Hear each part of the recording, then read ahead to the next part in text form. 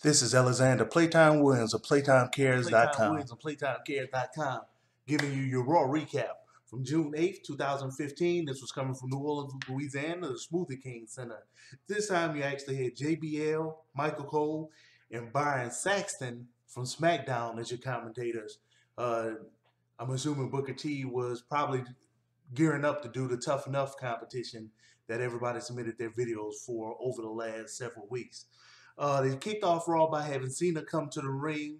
You know, he talked about that. He pretty much the standard of excellence and say he was going to win at the Money in the Bank, and of course that made Kevin Owens come out and just really confirmed that he felt as though John Cena was delusional, and he asked Cena to give the fans something different instead of having the John Cena Open Challenge. Why not have an NXT Open Challenge? Well, John Cena was like, yeah, okay, let's do that. Well, if you have an open challenge, then I want to be the competitor. And Owen's like, nah, bro, you don't get to do it.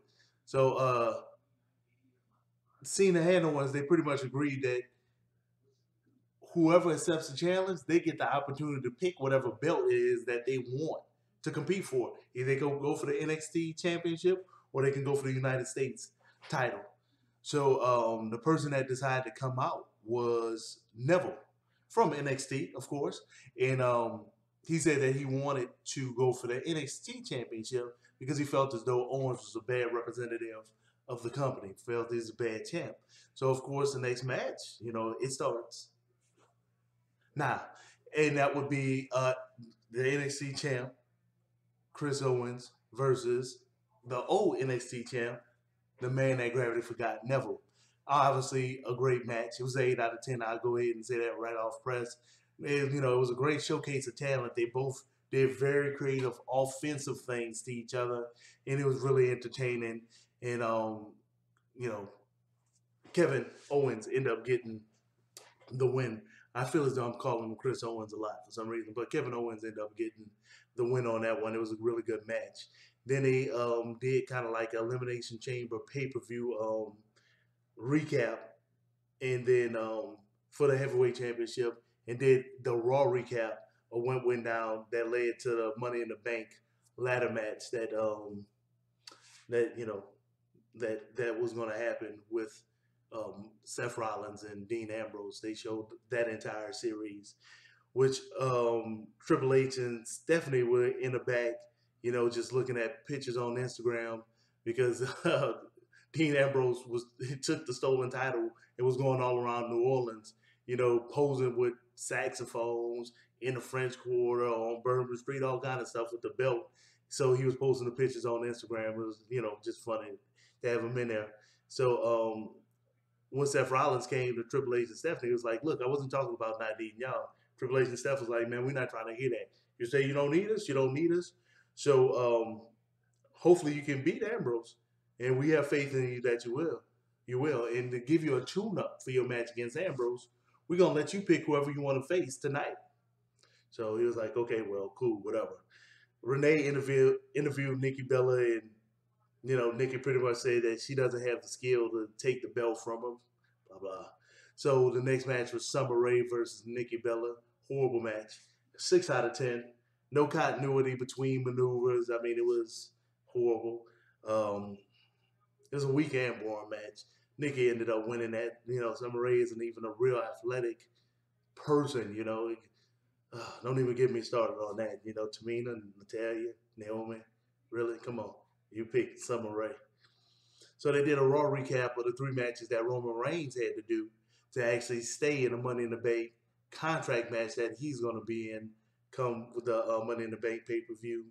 Then Roman Reigns came down to the ring. New Orleans loved him, so it was a huge ovation. He talked about winning, talking about that he was going to win the Money in the Bank match, and he was going to cash it in on Dean Ambrose because he felt as though Dean Ambrose was going to beat Seth Rollins. And that's when Kane came out and says that pretty much that based off of Roman Reigns' history in big matches, he has the least chance of winning the Money in the Bank match. And Reigns was like, well, hey, you saying all that, just come in the ring and fight me. And then Dolph Ziggler came out and said that he's gonna pretty much beat up Kane and he gonna win the match, and Kane only will fight if the Authority tell him to fight, and he was gonna win the match. And next person that came out was R-Truth, and R-Truth interrupted and was like, "Hey, you know what? I'm gonna win." And then everybody was like, Kane was like, "What you doing, bro? You're not even in the match." He said, "I'm not in the contract match." They're like, "No." He's like, "My bad. I should have really checked the thing." Hilarious. It went over really, really well in the Superdome. The whole crowd really ate that. That was a really good touch, WWE writers. Then the New Day came out and Kofi Kingston said that they had the plan that they were going to win the contract signing, and then Sheamus came out and said he was going to win, and then RKO came out and he didn't say nothing. Mr. Randy Orton himself, the RKO, he came out. He didn't say nothing. He just came to the ring. So, of course, last week he got beat up real bad by Sheamus, and Sheamus didn't want to win the match. He just decided to decimate Orton. So this was pretty much a rematch, and they brutalized each other the entire match. The crowd got their money's worth with that one. I mean, it was on their feet and cheering pretty much the entire match, and Orton paid Sheamus pretty much paid him back. Orton say, "Hey, I don't want to win the match either." He took a steel chair, whopped Sheamus with it, match over. Sheamus went via DQ, and then he just started throwing them in the steel stairs, throwing them in the barricades and barriers, everything. It was just nice match. That was about an 8 out of 10. J&J Security went up to Seth Rollins in the back and was like, "Look, we understand that sometimes you're upset, you say things you don't mean, but we know that you need us." And man, Seth Rollins pretty much went off and say that J&J Security was a joke, and he plucked them from just being nobodies and all that type of stuff. So pretty much J&J Security told him, "Look, you wouldn't even be champ if it wasn't for us, But it is what it is." Seth Rollins got upset with him and told him, "Look, well, since they're giving me the authority to actually pick my match, then I want a 2-on-1 handicap with y'all two, and let's see what y'all can bring." So the next match was Kane versus Dolph Ziggler, and that brought on a lot of "We Want Lana" chants, and that was really a decent match, about a 7 out of 10. And Lana during some point just came out to how she come to the beginning of the ramp and was watching Ziggler perform and all that type of stuff and clapping, "Grazie, grazie." That's probably Italian. That's not Russian. Forgive that bad impression. So Rusev comes out on his crutches and yelling at Lana, "Come on, I want you. I need you, Lana. I need you." And Lana tried to get away from him and end up stepping off of the incline on a ramp and spraining the ankle, and which caused Dolph sees her fall and checking to see if she hurt. And of course, Kane took advantage of it and chokeslammed him and won the match. So the next thing was Miz TV. And if you remember, Miz got KO punched by the Big Show when Miz was about to fight Ryback for the Intercontinental Championship. So of course, they did a recap of that one, and Miz brought out Ryback, and he said that he was going to sue the Big Show and Ryback because they causing these facial injuries, and Ryback probably planned it and stuff like that. Ryback comes out and said that the Miz is born, and pretty much it led up to the Big Show coming out, and Ryback saying, "Look, I'm not stupid. I know you want payback on the Big Show. I'm not about to fight your battles for you. If you're scared of the Big Show, that's on you. You need to fight him. I'm not scared of the Big Show." So the Miz end up hitting the Big Show, and the Big Show pretty much manhandled him. But while the Big Show was concentrating on him, Ryback picked him up. Boom. Good show of strength, and did the shell shock with him. So, the crowd really liked that. And the next match was actually the Los Matadores versus Luke Harper and Eric Rowan. I'm like, why would they even show that match? That's 7 out of 10. But I mean, the size difference between that, it just showcased that you need a cruiserweight division. WWE, come on, man, that wasn't even fair. I mean, they Luke Harper and Eric Rowan pretty much did a modified 3D finishing move. You know, and go and have him on the shoulder, the other person grab his neck, they both come down, and ended that match. That was pretty quick. That wasn't even. I don't even know why they would even consider that a match. So next thing was Kane let Seth know that Seth he let Seth know that look, you're pretty much in a bad way because even if you win the match against Ambrose and you keep that title, I am going to win that contract at the Money in the Bank pay per view, and I'm going to cash it in on your behind. So it's a lose lose situation for you. That's pretty much what he went and told. He told Seth Rollins that hey, you don't want to. You pretty much you screwed either way. Just FYI, go check some of my old videos. I said there and said it'd be good writing if they allowed Kane to win it because of the way that Seth Rollins Seth Rollins was treating them. So that's pretty much looked like the direction that one's going.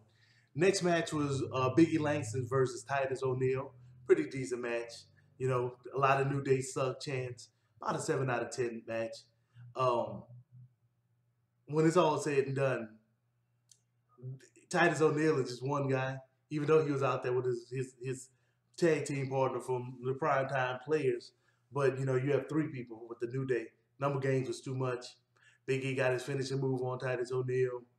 Hey, they won that match. So then it was Roman Reigns versus Kofi Kingston. Roman Reigns come out the crowd, come through the crowd is just excited and whatnot. And the number games actually kept Roman Reigns unfocused a lot of the match. And they had a lot of good moves, a lot of big moves the whole match. I have to admit that. Crowd was really into this match as well. But hey, Superman Punch ended one of Kofi's high flying moves off the top rope. He just got whop, boom, rocked him, pinned him. That match was about an 8 out of 10. It was pretty entertaining. So then out of nowhere, Dean Ambrose just decided to come out the crowd. He was all around New Orleans, the East Bank part. I'm a New Orleans native. He was on the East Bank in the French Quarter area. He was all around the French Quarter area with the title. And all of a sudden, he popped up in the stands and he walks through the crowd. Crowd gets excited about that. Roman Reigns grabs a steel chair, put it right in the front row. So, so he's sitting there with the title over his shoulder, stolen title over his shoulder in the front row, eating popcorn, got beads on, stuff like that. Just the stereotypical, Mardi Gras type stuff, Bourbon Street type paraphernalia. So the next match is, of course, Seth Rollins versus J&J Security with Kane in the corner. And everything in that match actually became really, really entertaining because Seth Rollins was pretty much dominating J&J Security on all levels. Until Kane actually coordinated with J&J Security and start coaching them during the match. And man, Dean Ambrose, he kept interfering. Anytime that J&J Security would make him fall outside the ring and he'd be by Ambrose to do something like pour popcorn on his head or, it's always something silly. So J&J Security really got the fans into the match once they actually start working in tandem and, doing good stuff. And it was to the point to as the fans start cheering, you still got it, to Jamie Noble. So it was like just when Seth Rollins was about to pedigree Jamie, that was too much. Dean Ambrose got tired of it, jumped over the barricade, and interfered by throwing the title in the middle of the ring. Well, Seth Rollins won his title. He let Jamie go. He goes pick up his title, roll up win, grab the tights, 1, 2, 3, J&J Security wins. Everybody excited in the thing.